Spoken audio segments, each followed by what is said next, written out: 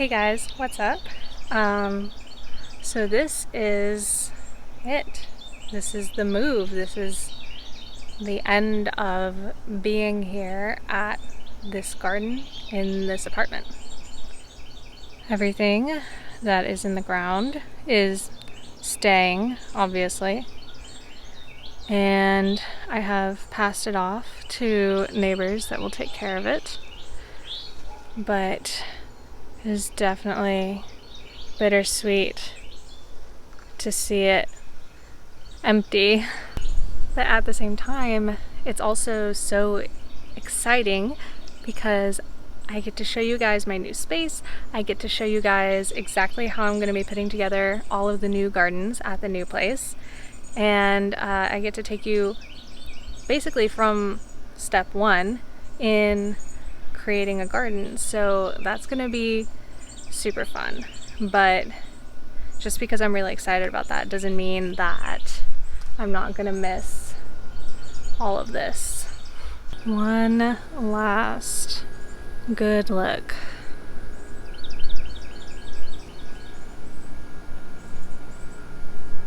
You can see I'm leaving a lot of food behind. The only thing I'm planning on coming back for are the garlic and onions whenever those are done, which will be in about a month and a half, something like that. And they're well established enough that they don't need too much care at this point. But the rest of this is food for the next. So without further ado, let's go see the new place.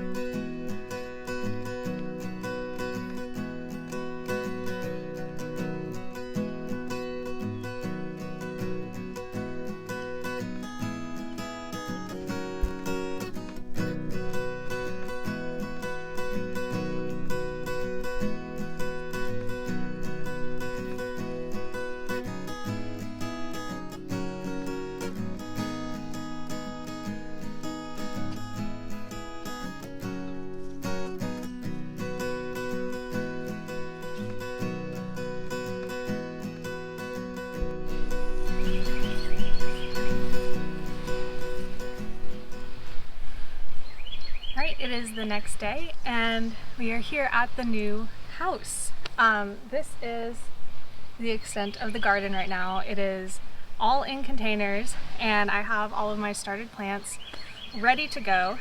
So this particular spot is not actually the final resting place of the garden. If you look all the way over there, you see the White House. That is where I am eventually going to be living. This is kind of a temporary thing. It was really fortuitous because I had to move and this house was available even though that one is still being remodeled. And it just happened that I was going to be able to move in here and start my garden at my actual house while living here. So what I'm going to be doing is this weekend, my landlord is going to come by and help me till this area over here. And I'm going to be able to put in the in-ground garden. So I'm going to take you guys over there and kind of show you what my plans are, what my vision is for the space. Here is the mess that you could not see in that other shot of all of my garden stuff that suddenly does not really have a good place to live. But we're going to turn over and see this house. Now, the area behind the house is actually gonna get a lot of good sun. It's still morning right now, and as the sun moves, this area back here gets a fair bit of sun. Same with this tree. You can see casting the shadow here. I think this area in general is gonna get a lot of sun, and it's also pretty flat compared to the rest of the lot. You can see this goes uphill towards the street over here, and same on the other side of the house. So I'm hoping to plant in this flat area and also in this flatter area behind the house here. And the plan is to do in-ground. So we're gonna till up. This soil is, I don't know if you can see, rocky and clay. Maybe you can see also over here, if I stand in the sun, maybe it will show you better. But the soil here is not great. And so I'm going to be having to do a lot of soil building here. I'm going to need to be bringing in a lot of compost because there's no way that I can make all the compost that I would need for this area. And so that's going to be a big endeavor, something that I've never dealt with before. But we're going to work it out. We're going to see what happens. And I'm excited to try a lot of stuff, to try a lot of companion planting and soil building methods, and just trying to get this soil as healthy as possible, as quickly as possible.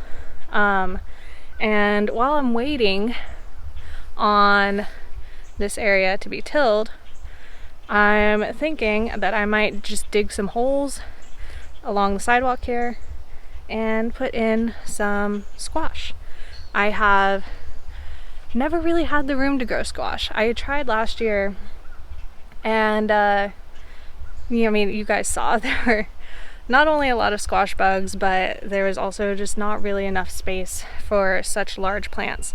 And so I'm going to take this strip here in front of me and give it to the squash, especially because I have been trying to regrow this pumpkin that came out of my compost pile 2 years ago now. And I don't know what it was. It didn't look like anything that I had bought at the store, but it was the most beautiful orange pumpkin inside. And the pumpkin bread that it made was like, it had been dyed at the store orange, and it wasn't. And so it was really beautiful, and I want to regrow it. I didn't protect any of my blossoms, so we'll see if it's even the same variety when it does eventually grow. But last year, that pumpkin plant got eaten entirely by squash bugs. And so I'm hoping, given that squash hasn't been grown in this area before, as far as I can tell, and given more knowledge of how to combat squash bugs, that I will be able to actually grow this pumpkin to its maturity this year.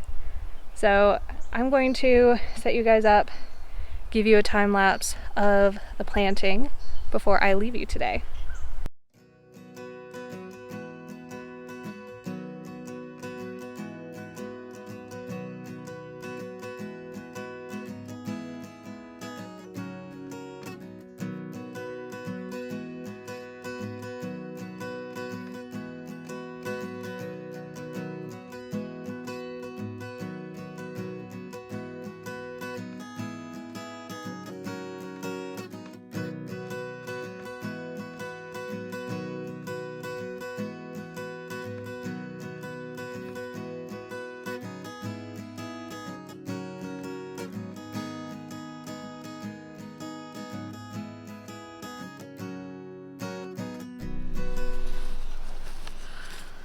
And just like that, it's done.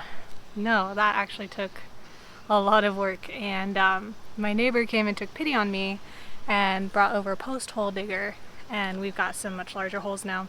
But what I did with that was I filled in with a little bit of unfinished bokashi, which will take a couple of weeks to break down in the soil, but since I'm planting seeds, it's not going to matter too much. It'll be broken down by the time the roots get down there anyway.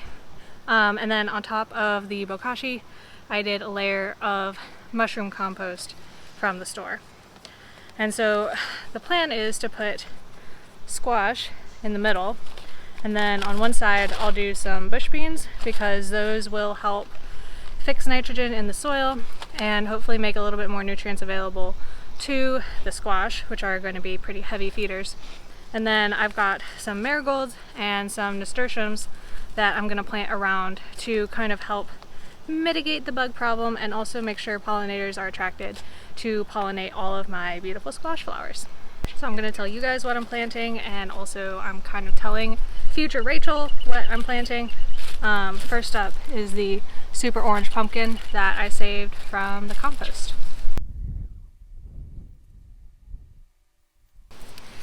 Don't know what the germination rate is going to be like on this, but I went ahead and put 5 seeds in, hopefully we'll get at least one plant out of that. Next up is butternut squash.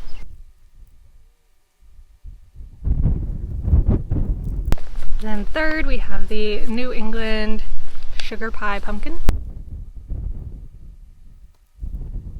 Spaghetti squash is number 4.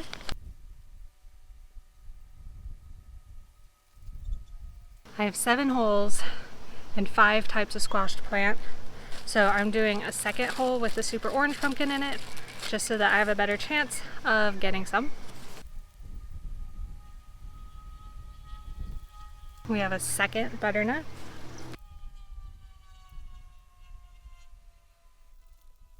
And then on the far end, we're gonna do zucchini. And so now I just have to plant some flowers, and tomorrow I'm gonna come in with some mulch. You guys have seen that I usually use rabbit bedding as mulch. I know straw would be an option, especially since I'm starting to work on a bigger scale. But I've seen some people have trouble with things like straw and having pesticides or herbicides, I guess, that were sprayed on them that the straw was grown to be resistant to, but your garden isn't. And that could be a problem. And I don't know how to source good straw, nor do I really want to take my chances. So I just buy huge things of rabbit bedding, compressed, and then uncompress them onto the garden. So that should come, also that comes from Amazon. So that should come in the mail like tomorrow, delivered to my door, which is super convenient. And that will help keep the soil covered. You'll notice I didn't dig out like an entire trench or an entire bed. And part of my reasoning is A, it's hard to dig, but B, there's already a lot of existing soil life. I mean, there's grass and clover, and there's insects that live here, and I want to preserve the ecosystem as much as possible because I think that it will help in terms of balancing beneficials and pests as time goes on. So the idea is to disturb as little as possible, but still make room for the roots of the plants that I want to grow here. And so with that, I am going to leave you for today. Thanks for watching, thanks for sticking with me through this move, and I will hopefully see you again very soon. But until next time, I wish you all happy gardening.